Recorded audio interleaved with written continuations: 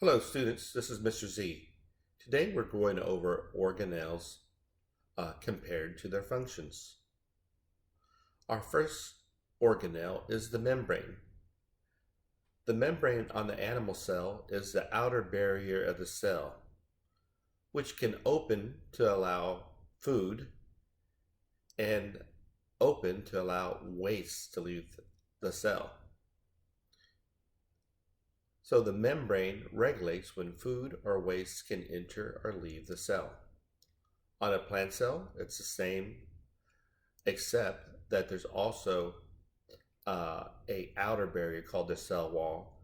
The inner barrier is the cell membrane, and together they can allow food, which is carbon dioxide, and waste, which is oxygen, in and out of the plant cell. Again, membranes regulate when food or waste can enter or leave the cell. Our second organelle is the vacuole. Animal cells typically have very small vacuoles. And on both cells of animals and plants, there can be one, there could be two, there could be maybe three or four vacuoles. And the reason for that is vacuoles store food, water, or waste. Plant cell vacuoles are much larger than animal cell vacuoles.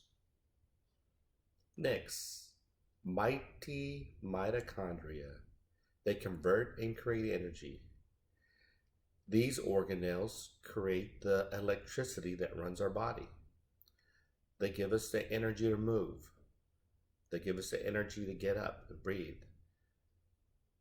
There are little tiny lightning bolts when you look in an electron microscope inside mitochondria.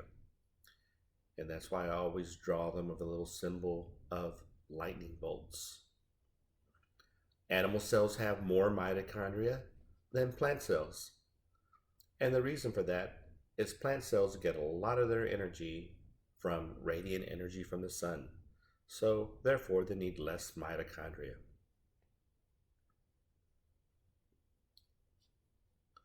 The last one is chloroplasts. Animal cells do not have chloroplasts and can only be found in plant cells. As a matter of fact, it's the most abundant organelle in plant cells. If you see many organelles of the same type and they're green, they are probably chloroplasts. And chloroplast produces the glucose or the sugar that creates the energy for the plant. So here are pictures of chloroplasts. They look like they have little quarters stacked inside, the little green quarters, and they do produce glucose.